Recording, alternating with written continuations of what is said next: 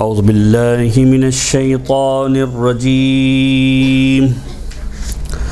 بسم اللہ الرحمن الرحیم الحمد للہ رب العالمین الحمد للہ کما ہوا اہلہ الحمد للہ من اول الدنیا الى فنائها ومن الآخرة الى بقائها الصلاة والسلام على اشرف الانبیاء والمرسلین سیدنا ونبینا ابی القاسم محمد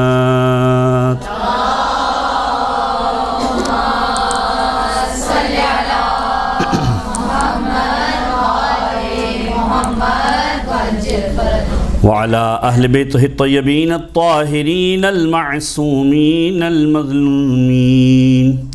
دعاء سلامتی امام زمانہ بسم اللہ الرحمن الرحیم اللہم کن لولیک الحجة ابن الحسن صلواتک علیہ وعلى آبائه في هذه الساعة وفي كل ساعة وليا وحافظا وقائدا وناصرا ودليلا وعينا حتى تسكنه أرضك توعا وتمتعه فيها طويلا صل على محمد وعلى اما بعد فقد قال الله تعالى في القرآن بسم الله الرحمن الرحيم ان عدة الشهور عند الله 12 شهرا في كتاب الله يوم خلق السماوات والأرض منها 4 حرم ذلك الدين القيم صلوات على محمد وآل محمد صل على محمد وآل محمد قرآن محترم گفتگو کے لیے آج جو موضوع رکھا گیا تھا وہ ماہ مبارک رجب کے عنوان سے اور اسی کی ذیل کے اندر 2-3 باتیں اکثر باتیں آپ نے یقینی طور پر سنی ہوئی ہوگی 2-3 روایتیں ہیں جو تفصیلی روایتیں ہیں جو انشاءاللہ کوشش کریں گے کہ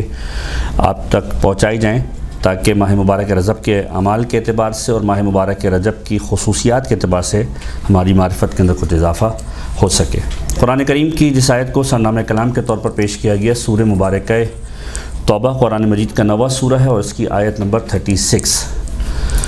مہینوں کی جو تعداد ہے اس کے اعتبار سے بعض اوقات ذہن میں آتا ہے کہ یہ مہینوں کی تعداد کب رکھی گئی، کیسے رکھی گئی۔ خود قرآن کریم اس کو ایڈریس کرتا ہے سورہ مبارکہ توبہ کے اندر آیت نمبر 36 کے اندر ان عدت الشہور عند اللہ 12 شہرا کہ مہینوں کی تعداد ان عدت الشہور تعداد مہینوں کی عند اللہ خدا کی بارگاہ میں مہینوں کی تعداد کتنی ہے 12 شہرا 12 ہے اور یہ کب سے ہے فی کتاب اللہ خدا کی کتاب میں اس کو لکھا گیا ہے یوم خلق السماوات والارض کہ جب سے پروردگار عالم نے زمین اور آسمان کو خلق کیا ہے مہینوں کی تعداد 12 ہی ہے منہا 4 حرم اور اس میں 4 مہینے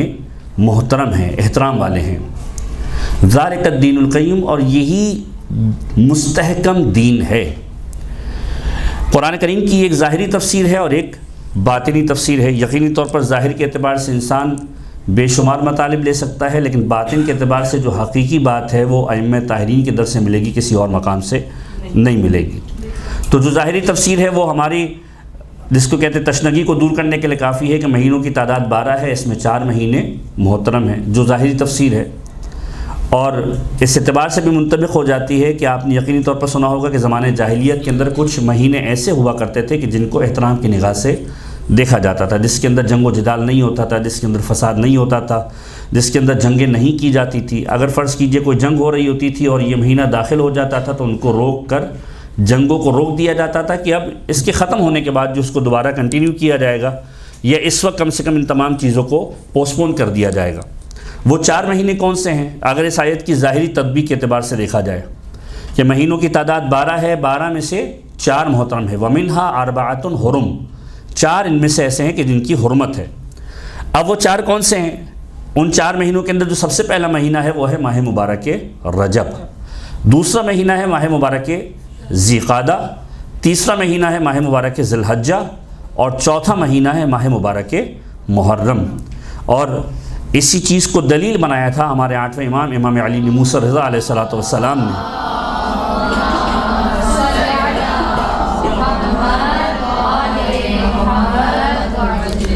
کہ جب ریان بن شبیب کی جو روایت آپ اکثر و بیشتر ماہ محرم کے ابتدا کے اندر سنتے ہیں کہ جب ریان آئے، داخل ہوئے مولا کے پاس، پہلی محرم کا دن تھا، مولا کے گھر میں آوازیں سنی، گریہ و زاری کی، اور جب مولا کے پاس ملاقات کی ہے تو مولا نے سوال کیا کہ اے ریان کون سا مہینہ ہے؟ کہا مولا محرم کا مہینہ ہے، پہلا دن ہے۔ اس وقت مولا نے بے شمار باتیں کی جو ہمارے ہاں مشہور بھی ہیں، آپ سنتے بھی ہیں، اور حق یہ ہے کہ ماہ محرم سے پہلے بھی ان چیزوں کو ڈسکس کیا جائے کہ ریان اگر رونا چاہتے ہو تو حق ہے کہ حسین ابن علی پر گریہ کیا جائے، اور بے شمار باتیں اس روایت کے اندر موجود تھی۔ اسی کے اندر امام نے اس بات کو دلیل کے طور پر پیش کیا تھا کہ اے ریان، یہ محرم کا مہینہ وہ مہینہ ہے کہ جو حرمت والے مہینوں میں سے ہے، جن میں اسلام سے قبل زمانہ جاہلیت کے اندر لوگوں سے جنگ نہیں کی جاتی تھی، قتل و قتال نہیں کیا جاتا تھا، لیکن یہ کیا زمانہ ہے کہ میرے جد کو محرم کے مہینے کے اندر ذبح کیا گیا اور بے دردی کے ساتھ شہید کیا گیا۔ تو 4 مہینے ہیں کہ جن کا ایک احترام قبل از اسلام بھی تھا، ایک ماہ مبارک رجب، ایک ماہ مبارک ذی قعدہ، ماہ مبارک ذی الحجہ، اور ماہ مبارک محرم۔ یہ تو ایک ظاہری تفسیر ہو گئی اس آیت کا ایک ٹکڑا۔ دوسرا ٹکڑا جس کی وضاحت خود صادق آل محمد امام جعفر صادق علیہ السلام نے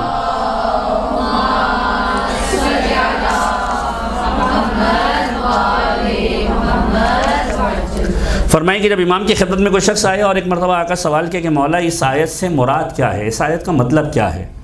ظاہری تفسیر اور ایک باطنی تفسیر۔ قرآن کے 70 بواطن ہیں بعض روایت کی بنیاد پر، ایک ایک آیت کی 70 تفاسیر موجود ہے، اور در اہل بیت سے مختلف تفسیریں ہمیں ملی ہیں۔ تو امام نے فرمایا کہ یہ جو مطلب ہے اس کا کہ ان عدۃ الشہور عند اللہ 12 شہرن، کہ پروردگار عالم کی بارگاہ میں مہینوں کی تعداد 12 ہے۔ 12 سے مراد آیا یہ مہینوں کی تعداد ہے یا مہینوں کے علاوہ پروردگار عالم کچھ بتانا چاہتا ہے؟ یوم خلق السماوات والارض، کہ جب سے پروردگار عالم نے زمین اور آسمان کو خلق کیا ہے، منہا اربعۃ حرم، اس میں 4 محترم ہیں، ذالک الدین القیم، اور یہی مستحکم ترین دین ہے۔ یعنی اگر ایک لمحے کے لیے سوچا جائے اس عنوان سے کہ یہ 12 مہینے مستحکم ترین دین ہے، اس کو کس طریقے سے ہم سمجھنے کی کوشش کریں گے، بعض اوقات انسان پریشان ہوتا ہے۔ ایک تعویل یہ کی جا سکتی ہے کہ ان 12 مہینوں کے اندر تمام ائمہ تحریر کی مخصوصیاں ہیں، ولادت ہے، شہادت ہے، اس کے ذریعے سے دین ملتا ہے، ٹھیک ہے، ایک تعبیر یہ کی جا سکتی ہے، لیکن دل و دماغ کو تسلی نہیں ہوتی کہ آیا یہ مراد ہے یا کچھ اور مراد ہے۔ تو امام کے پاس آ کر سوال کیا، امام نے فرمایا کہ اب جو مطالب علماء نے لکھے ہیں ان کا صرف خلاصہ آپ کی سماعتوں کی نظر کروں تاکہ اس امام کے مطلب کو ہم سمجھنے کی کوشش کر سکیں، کہ جب زمین و آسمان کو پیدا کیا ابھی دن رات کا تصور موجود نہیں تھا۔ مہینے کا تصور کب متحقق ہوتا ہے کہ جب دن اور رات مل کر ایک دن پورا وجود میں آئے، 24 گھنٹے وجود کے اندر آئیں، اور اس طرح کے 30 دن گزر جائیں تو پھر مہینے کا وجود تصور کے اندر آتا ہے۔ جب زمین و آسمان کو پیدا کیا اس وقت دن اور رات کا تصور اس عنوان سے موجود نہیں تھا۔ اس کا مطلب یہ ہے کہ اگر مہینے کی بات کی جا رہی ہے تو ابھی دن رات کا تصور ہی موجود نہیں، تو پھر مہینے کی بات کس عنوان سے ہے؟ اب سمجھانے کی کوشش کی علماء نے کہ اس کا مطلب یہ ہے کہ امام کچھ اور بتلانا چاہ رہے ہیں کہ مہینے اور دن اس کی تعبیر کچھ اور ہے، یہ 12 کچھ اور ہیں۔ اب یہاں پر علماء نے تعبیر کی کہ شہر کا ایک معنی عربی لغت کے اعتبار سے یہ بھی کیا جاتا ہے کہ عالم۔ تو اگر اب اس اعتبار سے تطبیق کیا جائے تو اس عنوان سے سمجھنے کی کوشش کریں کہ مولا گویا بتلانا چاہتے ہیں کہ ان عدت الشہور، یعنی عالموں کی تعداد پروردگار عالم کی بارگاہ میں جب سے زمین و آسمان خلق کیا 12 ہی عالم تھے جو اس وقت سے تھے کہ جب پروردگار عالم نے خلقت آسمان و زمین کو رکھا تھا۔ وَمِنْهَا أَرْبَعَةٌ حُرُمٌ، اور ان میں 4 محترم تھے، یعنی 12 ایسے عالم۔ کون؟ جب امام سے پوچھا کہ مولا یہ 12 کون تھے، فرمایا کہ ہم ائمہ طاہرین کی ذوات اقدس وہ ہے کہ جن کو پروردگار عالم نے سب سے پہلے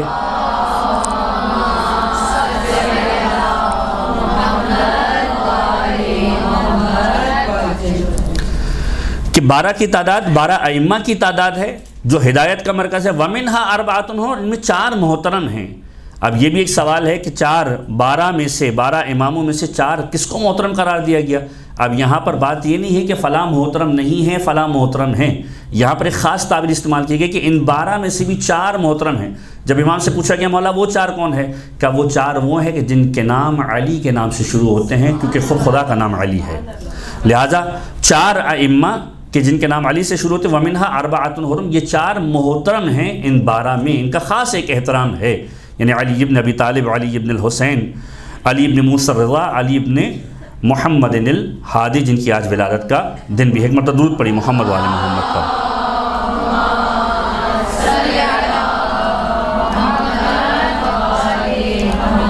پھر جو آیت کا الگ ٹکڑا ہے اس کو سمجھانے کے لیے یہ باقاعدہ طور پر دلیل بنتی ہے کہ ذالک الدین القیم، یہی مستحکم ترین دین ہے. اگر ان 12 سے متمسک رہو گے تو دین پر باقی بھی رہو گے اور دین کے ساتھ متمسک بھی رہو گے. اگر ان 12 سے دور ہو گئے یا ان 12 کے علاوہ کسی اور کا اضافہ کر دیا تو در حقیقت گمراہی کے دلدل کے اندر چلے جاؤ گے. اب ماہ مبارک رجب کے اعتبار سے جو آیت کا ظاہری پہلو ہم آپ کے ساتھ ڈسکس کر رہے تھے کہ 12 مہینے ہیں اور 12 مہینوں میں 4 مہینوں کا خاص احترام ہے، جس میں ابتدا ہے ماہ مبارک رجب سے. ماہ مبارک رجب کی مخصوصیوں کے اعتبار سے یقینی طور پر یہ ساری چیزیں آپ کے ذہنوں کے اندر محفوظ ہوں گی کہ ماہ مبارک رجب کے اندر کس کی ولادت ہے، کس کی شہادت ہے، کون کون سے خاص ایام ہیں. ائمہ طاہرین کی ولادتیں بھی ہیں، ائمہ طاہرین کی شہادتوں کے ایام بھی اس کے اندر خاص طور پر موجود ہیں، اور بہت سارے اہم اوکیزنز اس ماہ مبارک کے اندر موجود ہیں. خصوصی طور پر امیر کائنات کی ولادت ماہ مبارک رجب کے اندر 13 رجب کا دن خانہ خدا کے اندر امیر کائنات کی ولادت کا دن، اور اس کے بعد ایک اور امپورٹنٹ ترین جو دن ہے وہ ہے یوم مبعث 27 رجب کا دن، جب پیغمبر گویا اعلان رسالت کرنے ظاہری اعتبار سے جب مبعوث برسالت ہوئے. امام علی نقی کے ہی جملوں سے اپنی گفتگو کو آگے بڑھاتے ہوئے ماہ مبارک رجب کے 2-3 جو اہم ترین اعمال ہیں ان کے اوپر ہم ڈسکشن کریں گے کہ امام علی نقی علیہ الصلوۃ والسلام ایک مرتبہ درود پڑھی محمد والے محمد پر.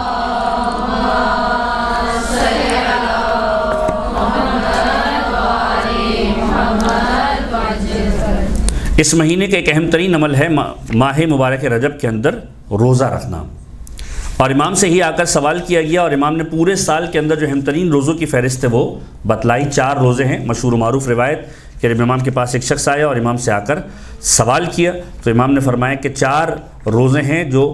پورے سال کے اندر رکھے جانے چاہیے، اور اسی سے دلائل بنتے ہیں بہت سارے مستحب روزوں کے اعتبار سے. امام نے فرمایا کہ پہلا روزہ جو رکھنا چاہیے جس کی خاص ایک تاکید ہے وہ ہے 17 ربیع الاول کا روزہ کہ جس دن پیغمبر خدا کی ولادت ہوئی. دوسرا روزہ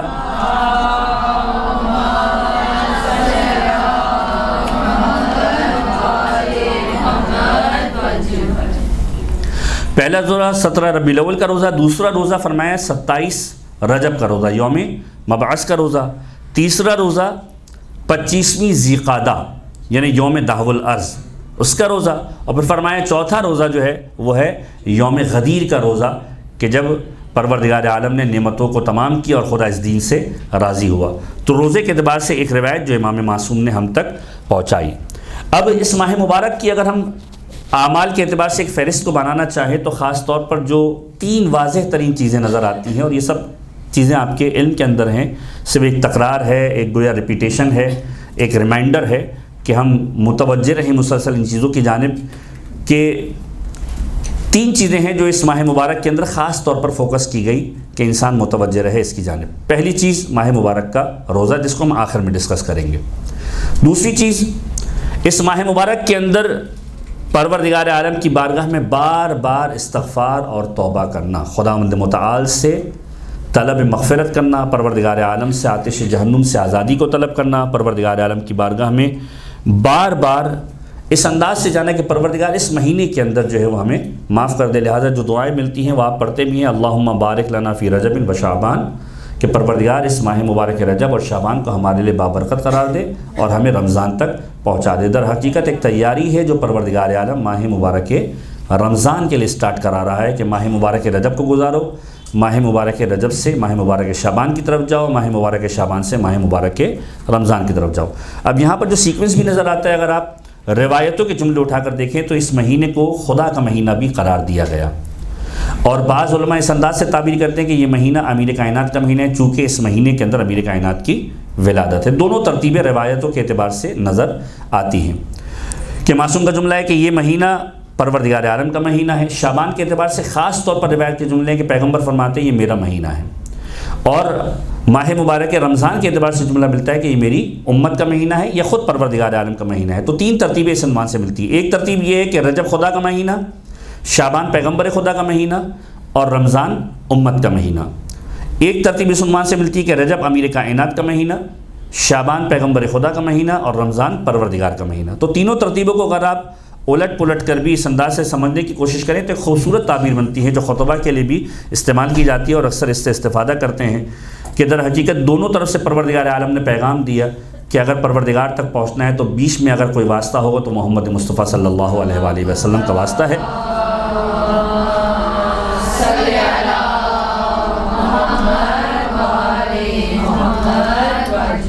اور اگر پیغمبر کے در تک پہنچنا ہے تو وہ حتماً وہ در ہے کہ جو امیر کائنات کا در ہے، یعنی در حقیقت اگر پیغمبر تک پہنچنا ہے تو علی کے در پر پہنچو، اور جب پیغمبر کے در پہ پہنچو گے تو خدا کے در پر پہنچو گے۔ اگر مہینوں کی ترتیب سے دیکھا جائے، رجب پیغمبر خدا کا مہینہ نہیں بلکہ امیر کائنات کا مہینہ، شعبان پیغمبر خدا کا مہینہ، رمضان خدا کا مہینہ، یعنی ترتیب یہ بنے گی کہ پہلے در علی ابن ابی طالب پر آئے، پھر در علی ابن ابی طالب کے در سے پیغمبر خدا کے در پر جائے، اور پیغمبر خدا کے در سے پروردگار عالم کی بارگاہ میں جائے۔ تو ایک سیکوینس اس عنوان سے روایتوں کے اندر نظر آتا ہے۔ تو پہلی چیز جو اس مہینے کے اندر ہے وہ ماہ مبارک کا روزہ، دوسری چیز استغفار۔ اب استغفار کے اعتبار سے خاص طور پر باقاعدہ طور پر روایتوں کے خاص ٹکڑے موجود ہیں کہ جس کے اندر یہ جملے ملتے ہیں کہ انسان متوجہ رہے اس مہینے کے اندر اور خداوند متعال کی بارگاہ میں بار بار استغفار کرتا رہے، اور اس حوالے سے روایتیں باقاعدہ طور پر موجود ہیں کہ معصومین کے جملوں کے اندر ملتے ہیں کہ اگر کوئی شخص پروردگار عالم کی بارگاہ کے اندر، اب یہ روایت معصوم سے وارد ہوئی ہے کہ ماہ مبارک کے رجب کے مہینے میں صبح و شام 70 مرتبہ، یعنی صبح بھی اور شام کو بھی۔ اب اس وہی بات ہے کہ انسان کوشش کرے جب اس سے موقع ملے، پروردگار عالم نے ہر طرح کی اپرچونٹیز اس کے لیے رکھی ہوئی اس ماہ مبارک کے اندر، کوئی اتنا مشکل کام نہیں ہے، چلتے پھرتے اٹھتے بیٹھتے انسان ان چیزوں کو اپنی عادت کے اندر اس ماہ مبارک کے اندر لا سکتا ہے، اور اس کو پرولونگ کر کے پورے سال تک اپنی ایک عادت بنا سکتا ہے۔ کہ روایت کے جملے کے جو شخص ماہ مبارک رجب کے مہینے میں صبح و شام 70 مرتبہ استغفر اللہ و اتوب الیہ پڑھے اور پروردگار عالم سے مغفرت طلب کرے، اور اگر اس مہینے کے اندر اس سے قضا آ جائے، خداوند متعال کی بارگاہ میں چلا جائے، تو پروردگار اس مہینے کی برکت کی وجہ سے نہ فقط اس سے راضی ہوگا بلکہ آتش جہنم بھی اسے نہ چھوئے گی، پروردگار آتش جہنم کو اس پر حرام قرار دے دے گا۔ اسی طریقے سے رجب کے پورے مہینے کے اندر ایک خاص تسبیح وارد ہوئی ہے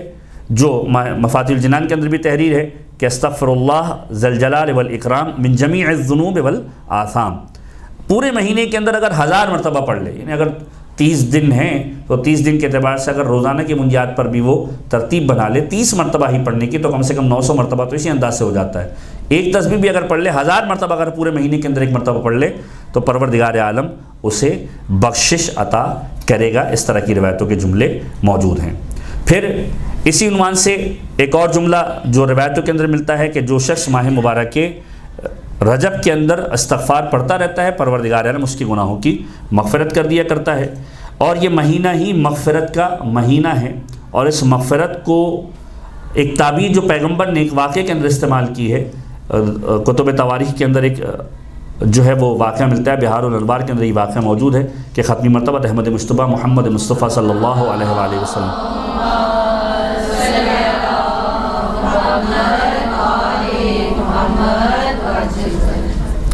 کہ پیغمبر اپنے اصحاب کے ساتھ ایک مرتبہ ایک جگہ سے گزرے اور قبرستان قریب تھا، قبرستان کے پاس سے پیغمبر گزرے، اور جب مقبرہ قریب آیا پیغمبر چلتے چلتے رک گئے، اور جب رکے تو کسی نے سوال کیا کہ یا رسول اللہ میرے ماں باپ آپ پر قربان ہو، آپ کے اس جگہ پر رکنے کی وجہ کیا ہے، ان قبور کے پاس اس مقبرے کے پاس آپ کے رکنے کی وجہ کیا ہے؟ جب پیغمبر کی جانب اس نے دیکھا فبکا رسول اللہ، پیغمبر رونے لگے، بکاء شدیدہ، شدت کے ساتھ پیغمبر نے گریہ کیا۔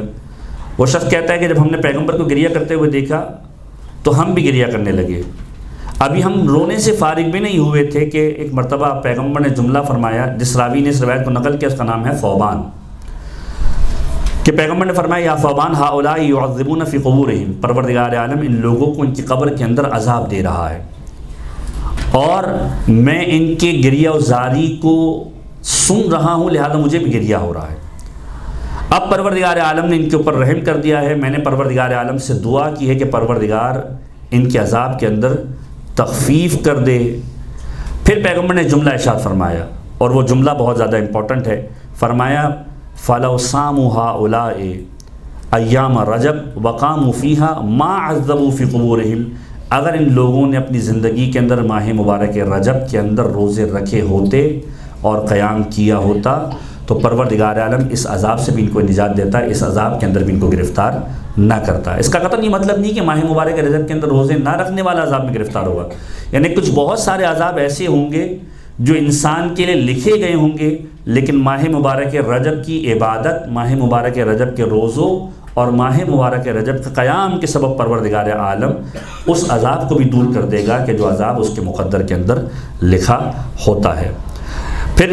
معصوم نے 2-3 اور جملے فرمائے کہ اگر کوئی شخص ماہ مبارک رجب کے اندر روزہ رکھتا ہے، رات بھر عبادت کرتا ہے اور اس کا مقصد پروردگار عالم کی ذات کی خوشنودی ہوتا ہے تو پروردگار عالم 1000 سال کی عبادت اس کے نامہ اعمال کے اندر لکھتا ہے۔ دن کو روزے رکھنے والا قرار دیتا ہے، رات کو عبادت کرنے والا قرار دیتا ہے، اور اگر کوئی شخص دن میں روزے رکھے رات میں قیام کریں تو پروردگار عالم اسے ویسا اجر دے گا جیسے اس نے 1000 حج اور 1000 عمرہ کو انجام دیا۔ تو یہ وہ روایت ہے جو خاص طور پر اس عنوان سے ملتی ہے کہ اس ماہ مبارک کے اندر انسان کوشش کرے خود پروردگار عالم کی بارگاہ میں توبہ کرنے کی۔ دوسری چیز ہم نے بتایا آپ کے سامنے استغفار۔ تیسری چیز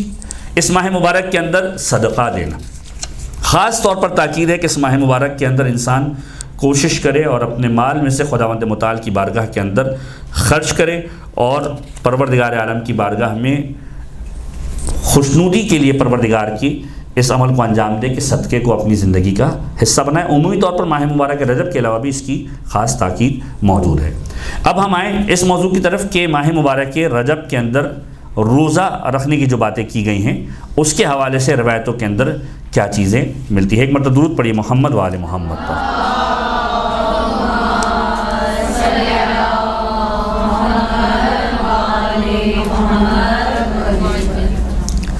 ماہ مبارک رجب کا روزہ جو ہے، ابتدا کے اعتبار سے آپ نے روایتیں سنی ہیں، بہت ساری چیزیں شیئر آپ نے سوشل میڈیا کے اوپر بھی دیکھی ہوں گی، بے شمار روایتیں موجود ہیں اور کتب تواریخ باقاعدہ بھری پڑی ہے۔ ایک پوری کتاب ہے باقاعدہ طور پر شہور ثلاثہ کے اعتبار سے، 3 مہینوں کے اعتبار سے، ماہ مبارک رجب، شعبان اور رمضان، فضائل اشہر ثلاثہ، ایک کتاب موجود ہے، نیٹ کے اوپر بھی موجود ہے، اگرچہ کہ عربی کے اندر ہے۔ اگر اس کو بھی دیکھا جائے تو باقاعدہ طور پر رجب کے اعتبار سے روایتیں موجود ہیں، شعبان کے اعتبار سے روایتیں موجود ہیں، اور پھر ماہ مبارک رمضان کے اعتبار سے بھی روایتیں موجود ہیں۔ ماہ رجب کے اعتبار سے صرف روزہ رکھنا، اتنی تاکید ہے کہ شوق دلایا گیا ہے کہ انسان روزہ رکھے۔ استغفار، طلب مغفرت، آتش جہنم سے آزادی اور روزہ، یہ ان 2 چیزوں پر خاص طور پر تاکید ہے۔ یعنی اگر ہم اس بات کو یوں بھی سمجھنے کی کوشش کریں کہ جو ماہ مبارک رجب کی دعا ہے جو آپ اکثر پڑھتے ہیں، ترجمہ بھی آپ کے سامنے واضح ہے، پورا ایک پیغام ہے، اور در حقیقت انسان کو متوجہ کیا گیا ہے کہ انسان خدا سے مانگتا ہے، کس انداز سے مانگتا ہے، پروردگار کتنا دیتا ہے، انسان خدا کو کتنا دے رہا ہوتا ہے۔ وہ بے نیاز ذات ہے، لیکن اس کے باوجود انسان جو خدا کی بارگاہ میں پیش کر رہا ہوتا ہے وہ پروردگار عالم کی عطا کے مقابلے کے اندر صفر ہے، یعنی وہ چیز ایسی ہے ہی نہیں کہ جس کے بدلے میں اسے کچھ مل سکتا ہو۔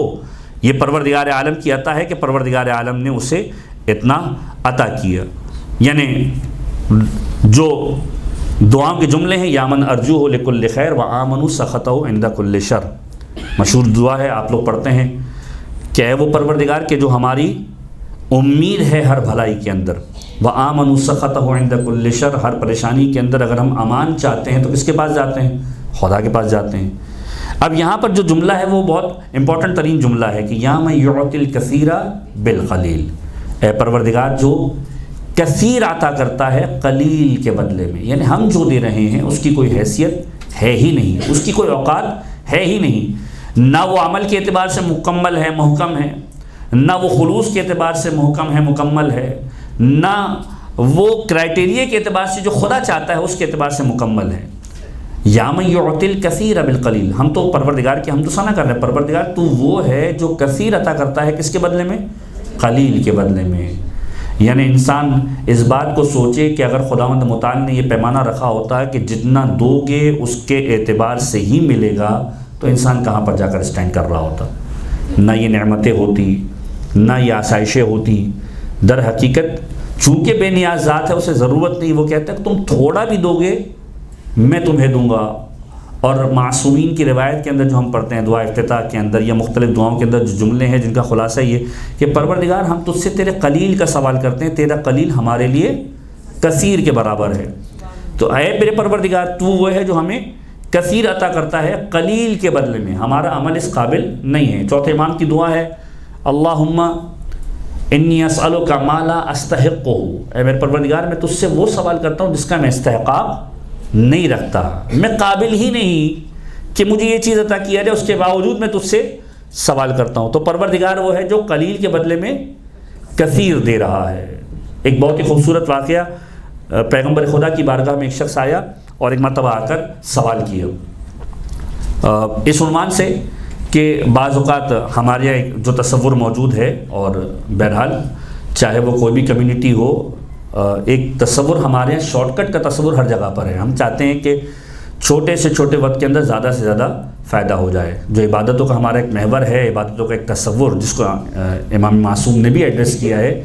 کہ بہت سارے لوگ ایسی عبادتیں کرتے ہیں جو تاجروں والی عبادت ہے، تو ہم میں سے اکثر ایسے ہیں جو تاجروں والی عبادت کرنے والے ہیں۔ یعنی جب تک پروردگار عالم کی بارگاہ سے ہمیں کنفرمیشن نہ ملے کہ کچھ ملنے والا ہے، اس وقت تک شاید ہم خدا کی بارگاہ میں جاتے بھی نہیں ہیں۔ اور بہت کم لوگ ایسے ہوتے ہیں جو کما حقہ خداوند متعال کی بارگاہ میں اس انداز سے جائے۔ یہ جو روش ہے یہ فقط اولیاء خدا یا ائمہ طاہرین کے اندر ہی نظر آتی ہے کہ مولا کائنات کہتے ہیں میں نے اس لیے عبادت کی کہ میں نے خدا کو لائق عبادت جانا، ورنہ اکثر ایسے ہیں جو جہنم کے خوف سے عبادت کرنے والے ہیں ہم جیسے، یا جنت کی لالچ کے اندر یا کسی ثواب کی خاطر جو ہے وہ عبادت کرنے والے ہیں، اور یہ بالکل عین فطرت ہے۔ اس لیے معصوم نے اس کو ایڈریس کیا۔ اگر واقعاً اتنا امپورٹنٹ ہوتا کہ انسان ان ساری چیزوں سے بالا تر ہو کر عبادت کرے تو امام کہتے کہ نہیں، وہ ساری کی ساری عبادتیں ضائع ہیں، نہ کرو، اسی طرح عبادت کرنی جیسے خدا کو لائق عبادت جان کر عبادت کرنی۔ امام نے کہا کہ 3 طرح کے طبقے ہیں، ہر ایک اپنی اپنی کیپیسٹی کے اندر عبادت کو انجام دیتا ہے۔ تو پیغمبر خدا کی بارگاہ میں ایک شخص آیا اور ایک مرتبہ پیغمبر خدا کے پاس آ کر سوال کرنے لگا کہ یا رسول اللہ مجھے کوئی ایسا وظیفہ بتائیے، گویا شارٹ کٹ۔ اچھا، شارٹ کٹ اس بات کو بھی ذہن میں رکھنا چاہیے کہ شارٹ کٹ جو ہے وہ واجبات کے اندر کہیں پر بھی آپ کو کوئی شارٹ کٹ نہیں ملے گا، مستحبات کے اندر بے شمار شارٹ کٹ جو ہے وہ آپ کو ملیں گے۔ در حقیقت ماہ مبارک رجب کی یہ جو عبادتیں ہیں یہ کسی شارٹ کٹ سے تو کم نہیں ہیں، یہ بونس سے تو کم نہیں ہے کہ انسان ایک چھوٹی سی عبادت کرے اور اس کے بدلے میں پروردگار عالم بے شمار اسے عطا کرے۔ تو پیغمبر کی بارگاہ میں آیا اور پیغمبر سے آ کر سوال کرتا ہے کہ یا رسول اللہ آپ مجھے کوئی ایسا وظیفہ بتائیے کہ میں جو ہے خدا کی بارگاہ کے اندر جو ہے وہ بہت کم بھیجوں اور خدا مجھے بے شمار عطا کرے۔ اب اگر واجبات کی بات ہوتی یا مستحبات کی بات ہوتی تو بہت ساری بات ہو سکتی تھی۔ اب یہ شخص آیا سیریس نوٹ کے اوپر پیغمبر سے سوال کر رہا ہے سیریسلی کہ یا رسول اللہ کوئی ایسا وظیفہ، یعنی کتنا آسان ہو جاتا ہے کہ چھوٹی سی چھوٹی بات کہہ دیتے ہیں پیغمبر اور رہتی قیامت تک کے معاملہ ختم ہو جاتا ہے کہ کچھ چھوٹا سا بھیج دو خدا کی بارگاہ میں اور پروردگار عالم تمہیں زیادہ دے دے گا۔ کہ یا رسول اللہ کوئی ایک ایسا عمل بتا دیجئے کہ میں خدا کی بارگاہ میں کم بھیجوں اور خدا مجھے زیادہ بھیجے۔ پیغمبر نے اس کے سامنے ایک دوسرا جملہ کہا اور واقعی خوبصورت جملہ کہا، فرمایا کہ اگر تم خدا کے دیے ہوئے قلیل رزق پر راضی ہو جاؤ گے خدا تمہارے قلیل عمل پر راضی ہو جائے گا۔ اگر تم خدا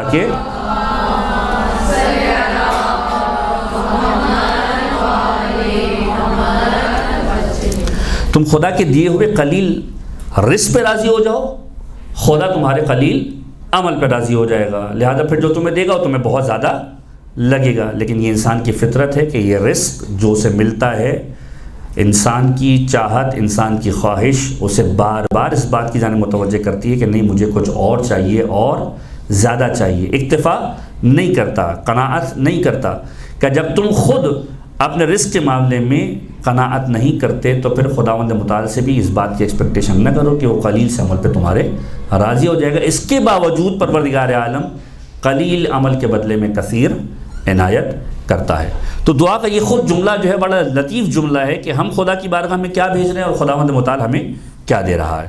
اور اس کے بعد کا جو جملہ ہے وہ اس سے زیادہ امپورٹنٹ اس عنوان سے ہے کہ اس میں جو معصومین نے کور کیا ہے جن چیزوں کو، یہ بھی سمجھنے کی ضرورت ہے کہ یا من یعطی من سأل یا من یعطی من لم یسأل ہو ومن لم یعرف ہو. خدا کی خدائی کو بتایا ہے کہ پروردگار عالم ہے کیا. یا من یعطی من سأل، اے پروردگار تو اسے عطا کرتا ہے جو تجھ سے سوال کرتا ہے. یا من یعطی من لم یسأل ہو ومن لم یعرف ہو، پروردگار تو اسے بھی عطا کرتا ہے جو تجھے نہ مانگتا ہے تجھ سے نہ تجھے پہچانتا ہے. یعنی وہ پروردگار جو اس پوری کائنات کو چلا رہا ہے، جو خدا کی وحدانیت کا اقرار نہیں کرتا، جو خدا کو نہیں مانتا، جو خدا کے سامنے دست سوال بلند نہیں کرتا، پروردگار تو وہ ہے جو اس کو بھی عطا کر رہا ہے جو تجھے نہیں جانتا. پھر تو ہم تو تیرے جاننے والے ہیں، ہم تو تجھ سے مانگ رہے ہیں پروردگار، ہم تیری بارگاہ میں مانگنے کے لیے آئے ہیں. اور پھر ہم سوال کرتے ہیں کہ پروردگار دنیا اور آخرت کی خیر ہمیں عطا فرما اور ہم سے دنیا کے شر کو دور فرما.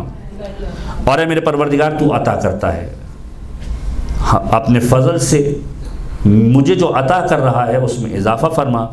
اور پھر معصوم نے جو خاص طریقہ بتایا کہ انسان اپنی جو ہے وہ داڑھی پر ہاتھ رکھے اور انگلیوں کو گھمائے اور پھر اس انداز سے کہے کہ اے میرے پروردگار تیری بارگاہ میں اس انداز سے مانگ رہا ہوں کہ یا ذا الجلال والاکرام یا ذا النعماء والجود یا ذا المن والطول حرم شیبتی علی النار. کہ اس مہینے کے اندر جو توبہ کے بارے میں ہم نے کہا کہ اس مہینے کا خاص مقصد کیا ہے کہ اپنے آپ کو پروردگار عالم کی بارگاہ میں اس انداز سے لے کر جاؤ کہ آتش جہنم کو اپنے آپ پر حرام کرواؤ. تو اس دعا کا بھی یہ خاص مقصد ہے حرم شیبتی علی النار، کہ پروردگار میرے اس جسم کو آتش جہنم کے اوپر حرام قرار دے کہ آتش جہنم جو ہے وہ میرے سفید بالوں کو نہ جلائے. تو صاحب احسان ہے، تو احسان کرنے والا ہے، پروردگار اس ماہ مبارک کے اندر مجھ پر احسان فرما. تو اگر دیکھا جائے تو ان تمام چیزوں کے ذریعے سے خاص مقصد تک پہنچانے کی کوشش کی ہے. انسان اپنے آپ کو آتش جہنم سے بچائے، انسان اپنے آپ کو پروردگار عالم کی بارگاہ میں ان خوش نصیب لوگوں میں لکھوائے کہ جن کو پروردگار عالم نے معاف کیا. اب جو تیسری بات جس کے اوپر ہم فوکس کر رہے تھے کہ ماہ مبارک رجب کے اندر روزہ رکھنے کے اعتبار سے امام علی بن موسیٰ رضا علیہ الصلوۃ والسلام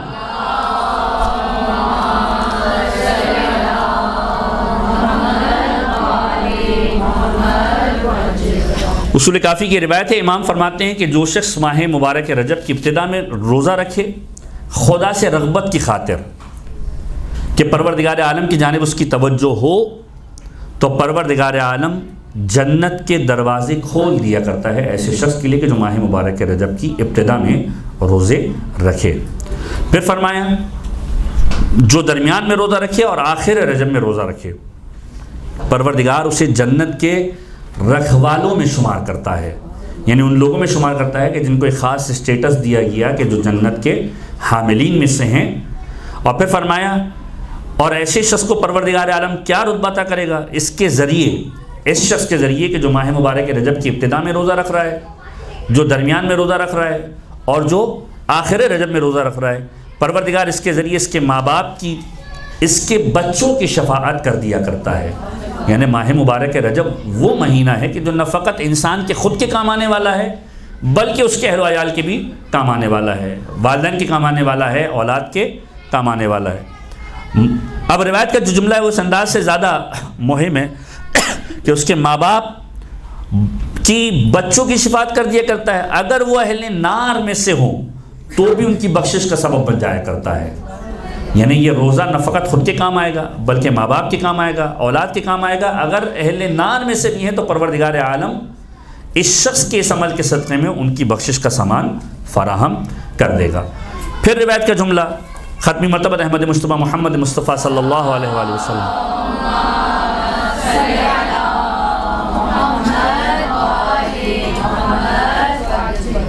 فرماتے جو شخص ماہ مبارک رجب میں روزہ رکھے،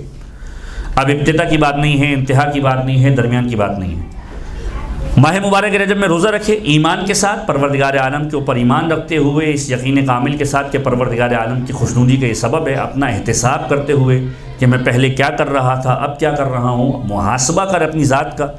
تو پروردگار عالم قرار دیتا ہے اس کے اور جہنم کے درمیان ایک خندق کو قرار دیتا ہے، خندق بناتا ہے، اور ہر خندق زمین اور آسمان کے برابر ہوتی ہے۔ بعض روایتیں ہیں کہ اس میں پروردگار عالم 70 خندقوں کو بناتا ہے اور ہر خندق زمین اور آسمان کے برابر ہوتی ہے کہ یہ شخص جہنم کی جانب نہیں جانے والا۔ پروردگار عالم نے اس کی بچاؤ کا اہتمام فرمایا ہے۔ اب اس کے بعد ایک روایت کے جو خاص طور پر امام محمد باقر علیہ السلام سے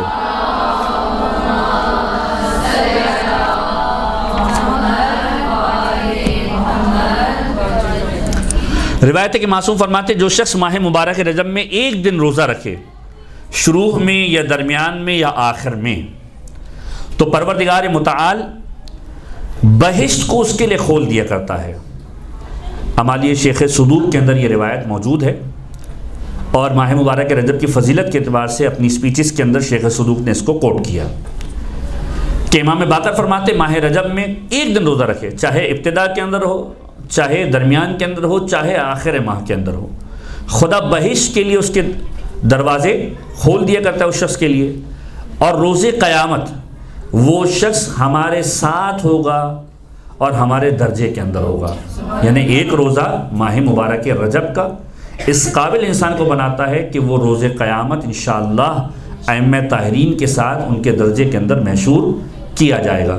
پھر فرمائیں جو کوئی 2 دن ماہ مبارک رجب کے روزے رکھے گا، اس سے کہا جائے گا تیرا عمل پروردگار عالم کی دہلیز پر پہنچ گیا، خدا تمہارے گزشتہ تمام گناہوں کو معاف کر رہا ہے۔ یعنی 2 روزے اور پروردگار عالم کی طرف سے گناہوں کی بخشش کا گویا سرٹیفکیٹ۔ پھر فرماتے ہیں کہ جو کوئی ماہ مبارک رجب کے اندر 3 روزے رکھے گا، اس سے کہا جائے گا کہ تیرے گزشتہ اور آئندہ کے تمام گناہ معاف کر دیے گئے۔ گزشتہ کے گناہ معاف کر دیے گئے، آئندہ کے گناہ کا مطلب کیا ہے کہ لائسنس مل گیا، یہ پہلے بھی میں بیان کر چکا ہوں کہ لائسنس نہیں ملا، پروردگار عالم توفیق دے گا کہ گناہ نہیں کرے گا، پروردگار عالم توفیق عطا کرے گا، اسے گناہوں سے محفوظ رکھے گا، انٹل اور انلیس کہ وہ اپنے کردار کو اس انداز سے بنا لے کہ اتنا گناہوں کا عادی ہو جائے کہ پروردگار عالم سلب توفیق کر لے، اس کی توفیق سلب کر لی جائے۔ اور یہ ہم سب کی دعا ہونی چاہیے ماہ مبارک رجب کے علاوہ بھی، اور یہ بارہا آپ سنتے ہیں کہ اللہم ارزقنا توفیق الطاعہ و بعد المعصیہ، کہ پروردگار ہمیں اطاعت کی توفیق عطا فرما اور معصیت سے دوری عطا فرما۔ تو جو 3 روزے رکھے گا اس سے کہا جائے گا تیرے گزشتہ اور آئندہ کے گناہ معاف کر دے، لہذا اپنے گناہگار بھائیوں میں سے، اب یہ امپورٹنٹ ترین چیز ہے کہ 3 روزہ رکھنے کے بعد خداوند متعال اس شخص کو ایک اسٹیٹس دے رہا، لہذا اپنے گناہگار بھائیوں میں سے جس کی چاہو شفاعت کرو، اور اپنے دوستوں میں سے بھی جس کی چاہو شفاعت کرو۔ یہ پروردگار عالم 3 روزے کے سبب اس انسان کو اسٹیٹس دے گا جو ماہ مبارک رجب کے اندر روزے رکھ رہا ہوگا۔ اور پھر روایت کے جملے کہ اگر کوئی شخص 7 دن ماہ مبارک رجب کا روزہ رکھے گا، پروردگار عالم جہنم کے 7 دروازوں کو اس کے لیے بند کر دے گا، یعنی انسان کے لیے جہنم کے 7 دروازے بند کر دیے جائیں گے۔ اور پھر فرماتے ہیں کہ اگر کوئی شخص ماہ مبارک رجب کے اندر 8 روزے رکھے گا، 8 روزے، پروردگار عالم اس کے لیے جنت کے 8 دروازے کھول دے گا، اور منادی ندا دے گا کہ جنت میں جس دروازے سے چاہو داخل ہو جاؤ، پروردگار عالم نے ان دروازوں کو تمہارے لیے کھولا ہوا ہے۔ تو یہ ماہ مبارک رجب کے روزوں کے اعتبار سے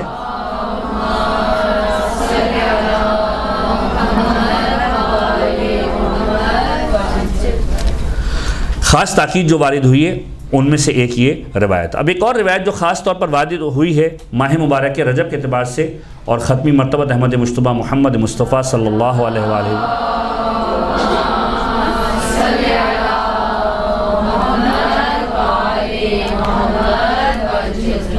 ابو سعید خضری پیغمبر کے ایک صحابی ہیں، ان سے یہ روایت جو ہے وہ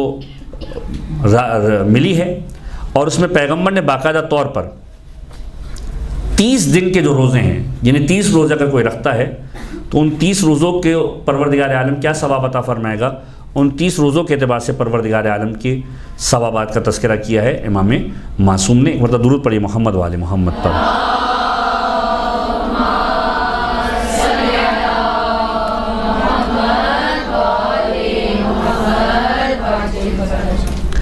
کہ ابو سعید خضری یہ بیان فرماتے ہیں کہ پیغمبر خدا کی خدمت میں موجود تھا، اور پیغمبر ماہ مبارک رجب کے اعتبار سے ارشاد فرما رہے تھے، اور پیغمبر نے اس انداز سے تذکرہ کیا اس ماہ مبارک کا کہ اس مہینے کی جانب متوجہ ہو. یہ اللہ تعالیٰ کی رحمت کا مہینہ ہے اور پروردگار عالم اس میں رحمتوں کی موسلا دھار بارش کرتا ہے. اور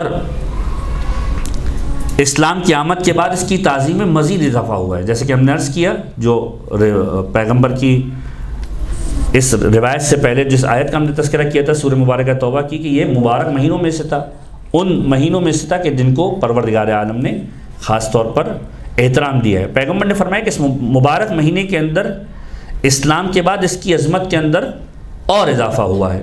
اور اس کے بعد پھر پیغمبر نے اور بہت ساری اس کی تفاصیل کو بیان کرنا شروع کیا. اس انداز سے بھی پیغمبر کا جملہ ملتا ہے کہ یہ وہ مہینہ ہے کہ جن مہینوں کے اندر پروردگار عالم رحمتوں کا نزول اس انداز سے کرتا ہے کہ منانی ندا دیتا ہے کہ کون ہے جو مدد کرنے کے لیے آئے. اسی طرح کی ایک روایت ماہ مبارک کے شعبان کے اعتبار سے بھی ملتی ہے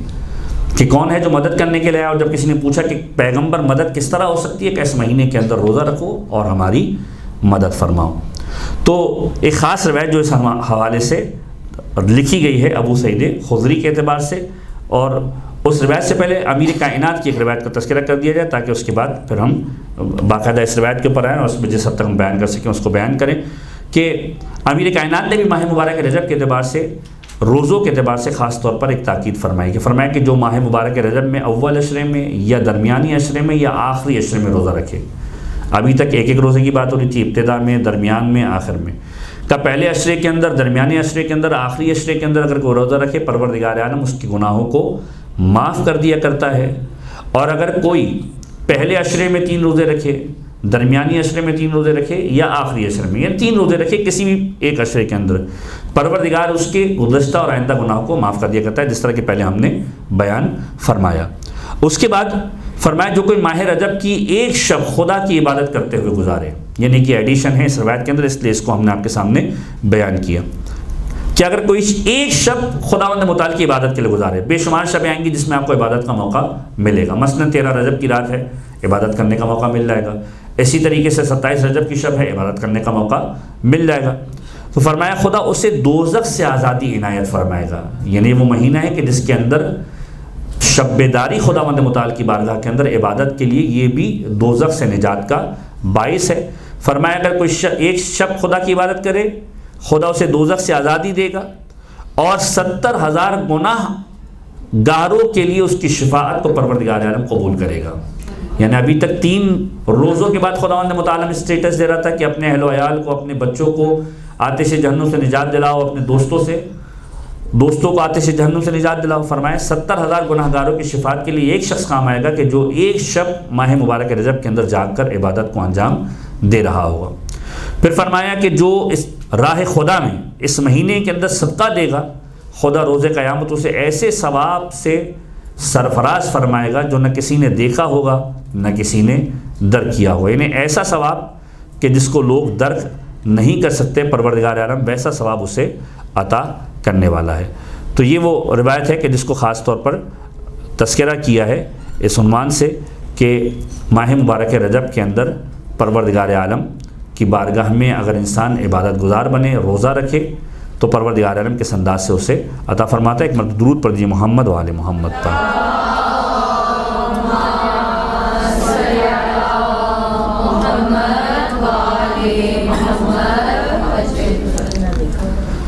ٹھیک ہے. اب اس کے بعد ابو سعید خدری کی روایت جو پیغمبر کی بارگاہ میں تشریف لائے. پیغمبر نے فرمایا کہ رجب خدا کے نزدیک محبوب اور بزرگ مہینہ ہے. بہت تیزی کے ساتھ گزروں گا کیونکہ بہت ساری اس میں روایتوں کے اعتبار سے بہت ڈیٹیل موجود ہے، صرف بیان کرتا جاؤں گا تاکہ آپ لوگ سماعت کرتے رہیں کہ خدا کے نزدیک ماہ مبارک رجب کی فضیلت بہت زیادہ ہے. زمانہ جاہلیت کے اندر بھی اس کو احترام حاصل تھا اور اسلام کے بعد اس مہینے کے اندر اور اضافہ ہو گیا اس کی عظمت کے اندر، اس کے احترام کے اندر. پھر فرمایا آگاہ رہو تم میں سے جو کوئی بھی پروردگار عالم کی خوشنودی کی خاطر اس ماہ مبارک رجب کے اندر روزہ رکھے گا تو وہ خدا کی خوشنودی کا حقدار ہوگا، اور روز قیامت اس کا یہ روزہ خدا کے غصے کو ٹھنڈا کرنے کا سبب ہوگا. یعنی انسان کا کوئی ایک ایسا عمل کہ جس کے سبب وہ پروردگار عالم کی سزا کا استحقاق رکھتا ہوگا، پروردگار عالم کی سزا اسے ملنے والی ہوگی، یہ روزہ سبب بنے گا کہ پروردگار عالم اس سبب سے کہ تو نے ماہ مبارک رجب کے اندر روزہ رکھا تھا اس پر نظر کرم فرمائے گا، اس پر غصہ نہیں کرے گا اور خدا کی ٹھنڈک کا سبب ہوگا، اور یہ دروازہ دوزخ کو بند کرنے کا سبب بنے گا یہ روزہ کہ جو اس مہینے کے اندر وہ انجام دے گا۔ پھر فرمایا اس عنوان سے کہ اگر تمام زمین کو سونے سے پر کر دیا جائے تب بھی اس مہینے کے ایک دن کے روزے کا ثواب حاصل نہیں کیا جا سکتا۔ پروردگار عالم اتنا عطا کرنے والا ہے اس مہینے کے ایک روزے کے سبب کہ اگر اس پوری کائنات کی زمین کو سونے سے پر کر دیا جائے تو بھی اس ایک دن کے روزے سے بہتر وہ نہیں ہے، اور اس کا اجر نیکی کے علاوہ کچھ نہیں ہے جو پروردگار عالم نے اس کے لیے لکھی ہے، اور یہ اس صورت میں ہے کہ اسے خالص خدا کی طرف رضا کے لیے رکھا جائے، خوشنودی خدا کی خاطر انجام دیا جائے کہ اے میرے پروردگار میں نے صرف اس لیے اس روزے کو انجام دیا ہے کہ تیری خوشنودی کا طلبگار ہوں۔ اور پھر فرمایا کہ ماہ رجب کے روزے کے افطار کے بعد اس شب میں خدا اس شخص کی 10 دعائیں مستجاب کرتا ہے، یعنی ابھی تک صرف روزے کی بات تھی، فرمایا روزہ رکھنے کے بعد جب افطار کر لو گے اس شب کے اندر جو دعا مانگو گے خدا 10 دعائیں تمہاری قبول فرمائے گا، اور اگر وہ بندہ دنیا کے نفس سے اس کا اجر چاہے گا تو خدا اسے عطا کرے گا۔ یعنی اگر کوئی شخص کہے کہ نہیں مجھے آخرت میں نہیں، پروردگار دنیا میں چاہیے، پروردگار اسے دنیا کے اندر جو ہے وہ عطا فرمائے گا، اس کی دعاؤں کو مستجاب فرمائے گا، اسے عطا کرے گا۔ اگر وہ دنیا کے اندر مطالبہ نہیں کرتا تو پروردگار عالم آخرت میں اس کے لیے اس کا بہترین ذخیرہ رکھے گا جو روز قیامت اس کے لیے آمادہ ہوگا۔ اور اس روزے کے بدلے میں خداوند متعال جو عطا دینے والا ہے کہ یہ کہ خدا ایسے بندے کو جو روزہ رکھ رہا ہے اس ماہ مبارک کے اندر، اولیاء خدا کے اندر، اصفیاء خدا کے اندر اپنے دوستوں کی مانند شمار کرتا ہے اور اس کی دعاؤں کو مستجاب فرماتا ہے۔ یہ وہ شخص کہ جو ماہ مبارک رجب کے اندر ایک روزہ رکھے۔ پھر فرمایا کہ اگر کوئی شخص ماہ مبارک رجب کے اندر 2 روزے رکھے اور 2 روزے رکھے تو پروردگار عالم اسے وہ اجر عطا کرے گا کہ زمین و آسمان کے برگزیدہ بندے، یعنی وہ افراد کے جو خداوند متعال کی بارگاہ میں ایک اسٹیٹس رکھتے ہیں، جن کو پروردگار عالم نے ایک محترم شخصیت قرار دیا ہے، اس کے احترام کا حساب لگانے سے قاصر رہیں گے۔ یعنی خداوند متعال اتنی عزت عطا کرے گا کہ زمین و آسمان کے برگزیدہ بندے بھی اس کے احترام کو گننے سے قاصر رہیں گے۔ خدا اس بندے کی عمر کو دراز کر دے گا، عمر بڑھانی ہے، صلہ رحم اپنی جگہ پر ایک اصول ہے، اور دوسری چیز ماہ مبارک رجب کے اندر 2 روزے کم سے کم رکھے۔ اور پھر فرمائیں کہ اسے صادقین کی عمر بھر کی نیکیوں کا ثواب عنایت کرے گا۔ جو خدا کی بارگاہ میں صادقین ہیں ان کی جو نیکیاں ہیں اس کے برابر پروردگار عالم نامہ اعمال میں ثواب لکھے گا، اور روز قیامت وہ صادقین کے ساتھ لوگوں کی شفاعت کرنے والوں میں شمار فرمائے گا۔ یہ صادقین کون سے لوگ ہیں؟ یہ پروردگار عالم کے وہ خاص بندے ہیں کہ جن کے بارے میں پروردگار عالم قرآن کریم میں ارشاد فرماتا ہے کونوا مع الصادقین، سچے لوگوں کے ساتھ ہو جاؤ، اہل بیت اطہار اور اہل بیت کے خانوادے کے وہ خاص افراد کے جن کو پروردگار عالم نے یہ اسٹیٹس عطا کیا ہے۔ روز قیامت ان کے ساتھ نہ فقط محشور کیا جائے گا بلکہ ان کے ساتھ لوگوں کی شفاعت کرنے کا حق بھی پروردگار عالم اسے عطا فرمائے گا۔ اس کے بعد فرمایا کہ جو شخص ماہ مبارک رجب کے اندر 3 روزے رکھے پروردگار عالم اسے کیا عطا فرمائے گا؟ فرمائے گا کہ پروردگار عالم جنت، خدا اس کے اور دوزخ کے درمیان ایک خندق کو کھود دے گا اور 70 سال کی مسافت کے برابر ایک پردے کو حائل کر دے گا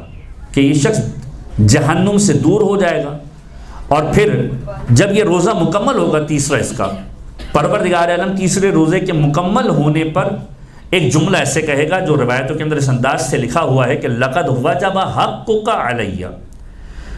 کہ بتحقیق تیرا حق مجھ پر واجب ہو گیا ہے۔ کون کہہ رہا ہے؟ خدا کہہ رہا ہے۔ کس کے لیے کہہ رہا ہے؟ جس نے 3 روزے رکھے،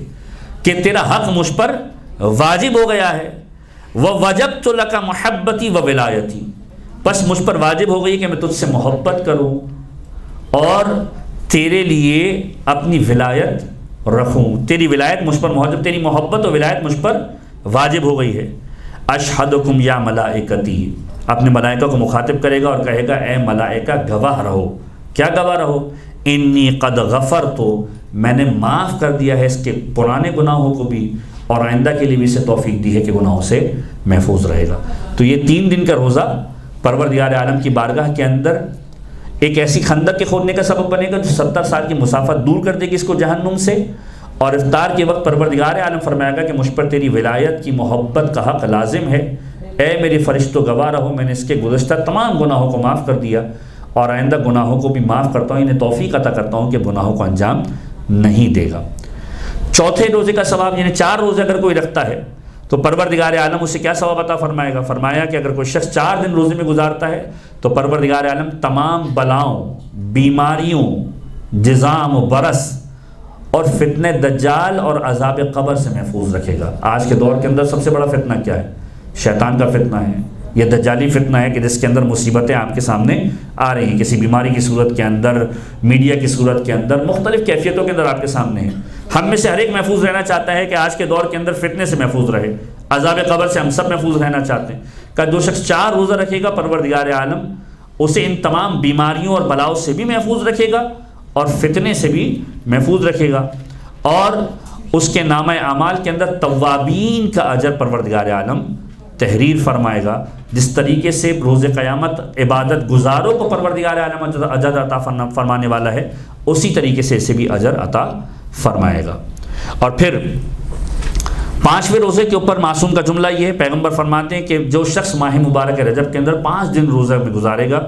تو خدا پر لازم ہے کہ وہ اسے روز قیامت خوشنود کرے گا، اس کا چہرہ 14ویں کے چاند کی مانند جو ہے پروردگار عالم چمکتا ہوا رکھے گا، اور اس کے حساب کے اندر ایک بہت بڑے پہاڑ کے ذرات کے برابر ثواب کو لکھا جائے گا۔ کوہ عالش کا نام روایت کے اندر تحریر کیا ہے کہ کوہ عالش کے ذرات کے برابر پروردگار عالم ثواب لکھے گا، اور اسے بے حساب بہشت کے اندر داخل کیا جائے گا، اور کہا جائے گا جو چاہتے ہو اپنے پروردگار عالم سے طلب کرو، تمہارا پروردگار تمہیں عطا کرے گا۔ 5 روزوں کے ثواب کے بدلے میں پروردگار عالم یہ عطا فرمائے گا۔ اس کے بعد 6 روزے اگر کوئی رکھتا ہے تو فرمایا کہ اگر کوئی شخص 6 دن روزے میں گزارے ماہ مبارک رجب کے اندر، یعنی اس میں ایسا نہیں ہے کہ مسلسل 5 ہر دن روزہ رکھے، مطلب 6 روزے پورے مہینے کے اندر رکھے تو پروردگار عالم یہ ثواب دے رہا ہے۔ اس کی انتہا 30 تک لے گئے کہ اگر فرض کیجئے کوئی 30 روزے رکھتا ہے تو پروردگار عالم کے ثواب دے گا۔ طویل روایت ہے، مختصراً جتنا ہم اس کو کور کر سکتے ہیں، 1-2 منٹ جو ہمارے پاس باقی ہے اس کے اندر ہم مکمل کرنے کی کوشش کریں گے۔ 2-3 اور باتیں کہ اگر کوئی شخص ماہ مبارک کے رمضان کے 6 روزے رکھے اور 6 دن روزوں میں گزارے تو معصوم فرماتے ہیں جب اپنی قبر سے برآمد ہوگا تو نورانی چہرہ لیے ہوگا اور آفتاب اس کے نور کے سامنے ماند ہوگا، یعنی سورج جس کی روشنی سے پورا خطہ نورانی ہو جاتا ہے، اس کے نور کے سامنے سورج کی روشنی ماند پڑ رہی ہوگی۔ اس کو پروردگار عالم ایسا نور عطا کرے گا کہ حاضرین قیامت اس نور سے استفادہ کریں گے،